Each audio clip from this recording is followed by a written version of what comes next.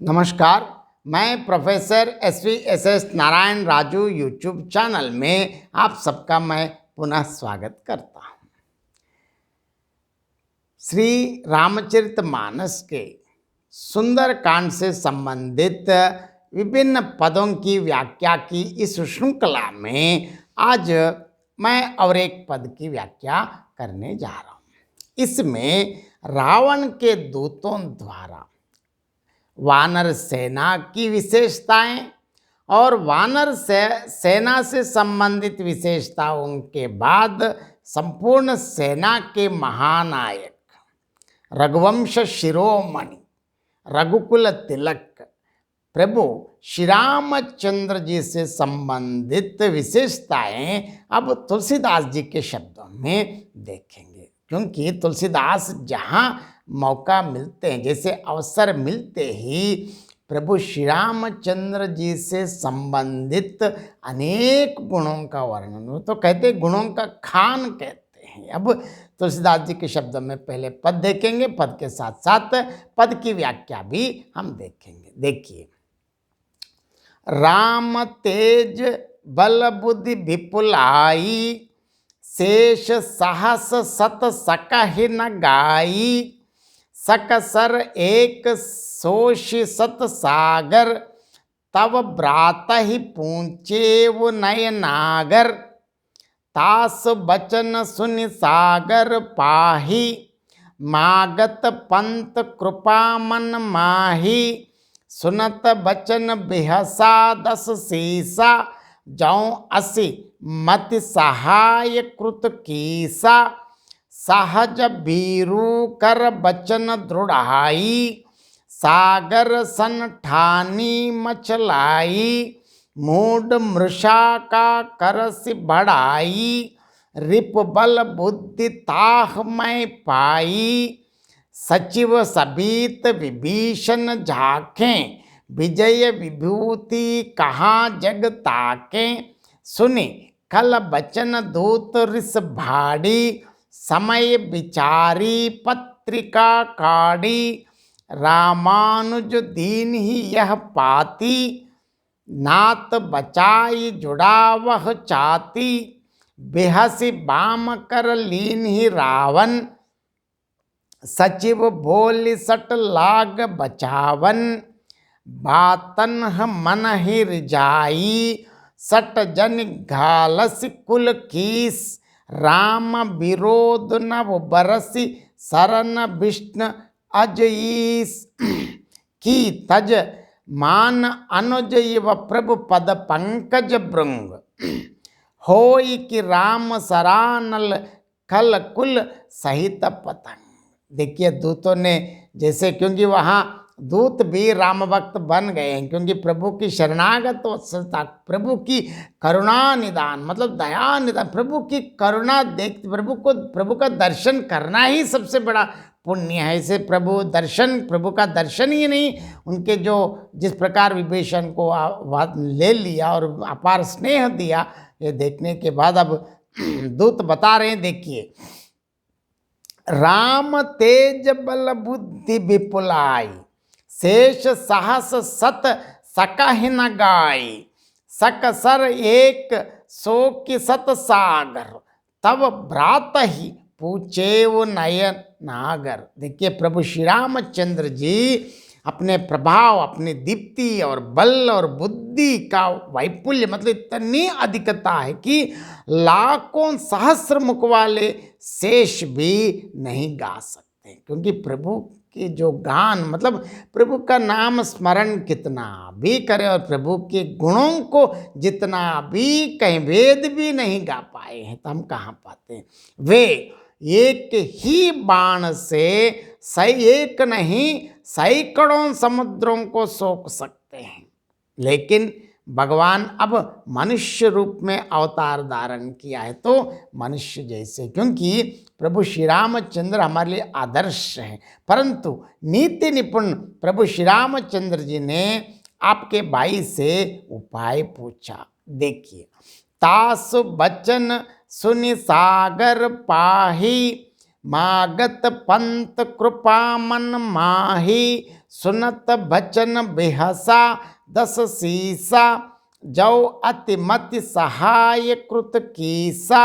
देखिए उन्होंने क्या किया, देखिए विभीषण राम ने विभीषण के वचन सुनकर वे समुद्र से रास्ता मांग रहे हैं, उसे सोखते नहीं, क्योंकि उनके मन में कृपा भरी। प्रभु अत्यंत कृपालु है। दूत के ये वचन सुनते ही रावण हंसा और बोला, अरे जब उनकी ऐसी बुद्धि है तभी तो उन्होंने वानरों को सहायक बनाया है, उनको काम, उनकी दृष्टि में तो रावण के अनुसार। देखिए सहज बीरु कर बचन दृढ़ाई, सागर सन ठानी मचलाई, मूड मृषा का करस बढ़ाई, रिप बल बुद्धि ताह मैं पाई। जो स्वभाव से ही डरपोक हैं, उस विभीषण के वचन पर विश्वास करके उन्होंने समुद्र से मचलना मतलब बाल हटाना है। अरे मूर्ख, उनकी झूठी बड़ाई क्या करता है, बस मैंने शत्रु की शक्ति और बुद्धि की ताह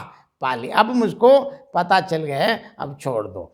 सचिव सबीत विभीषण जाके, विजयी विभूति कहाँ लग थाखें, सुनि खल बचन दूत ऋषि भाड़ी, समय विचारी पत्रिका काढ़ी। देखिए विभीषण जैसा वीरु हृदय मतलब डरपोक जिसका मंत्री हो, उसकी विजय और विभूति या ऐश्वर्य कहाँ तक होगी, मतलब अब जीतने का तो सवाल ही नहीं है। दुष्ट रावण के वचन सुनकर दूत को क्रोध बढ़ा। देखिए दूत भी है लेकिन प्रभु के भक्त बन गए। अब उन्होंने तुरंत सही अवसर मानकर उन्होंने क्या किया, लक्ष्मण जी द्वारा भेजा गया पत्रिका अब निकाली। रामानुज दीन ही यह पाती, नात बचाई जुड़ा वह चाती, बेहसी बाम कर लीन ही रावण, सचिव बोल सट लाग बचावन। और उसे रावण को देते हुए कहा, श्री राम जी के छोटे भाई लक्ष्मण, रामानुज राम का अनुज भाई लक्ष्मण ने यह पत्रिका दी है, मतलब ये पत्र आपके लिए दिया है। हे नाथ, इसे पढ़ाकर अपनी छाती ठंडी कीजिए। रावण ने हंसकर उसे बाएं हाथ में ले लिया। देखिए, और मंत्री को बुलवाकर ये मूर्ख से उसे बचवाने मतलब पढ़वाने लगा। अब देखिए लक्ष्मण जी ने क्या लिखा, बातन मन है रिजाई, सट जन घालस खुल खीस, राम विरोध न उबरस सरन विष्णु अजईस। अरे शट, देखिए लक्ष्मण जी का पत्र, अरे शट, केवल बातों से ही मन को रिझाकर अपने कुल का नाश ना कर, क्योंकि कुल घातक मत बनो। प्रभु श्री रामचंद्र जी रघुवंश शिरोमणि रघुकुल तिलक श्री रघुनाथ जी से वायर करके मतलब शत्रुता रख के ब्रह्मा विष्णु और महेश की शरण जाने पर भी तेरा उद्धार नहीं होगा। अब तीनों लोकों में आपको रक्षा करने वाला नहीं है।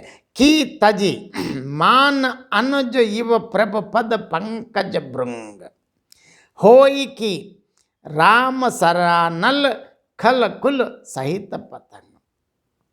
अनावश्यक अहम छोड़ दो, चाहे तो अभिमान त्याग कर अपने छोटे भाई विभीषण की तरह। विभीषण ने एक अच्छा काम किया, प्रभु के चरण कमलों का भौरा बन जाए। ये रे दुष्ट, श्री राम जी की बाण रूपी अग्नि में अपने परिवार के साथ पतंगा हो जा। मतलब आप हम सब जानते हैं दीप और पतंग की बात, हम बार बार अनेक उदाहरण में बताते हैं। आप भी कीड़ा बन के राम जी के क्रोध रूपी अग्नि में आप पतंग मतलब आप ही नहीं, आप अपने संपूर्ण परिवार के साथ नुकसान मतलब नष्ट हो जाएंगे।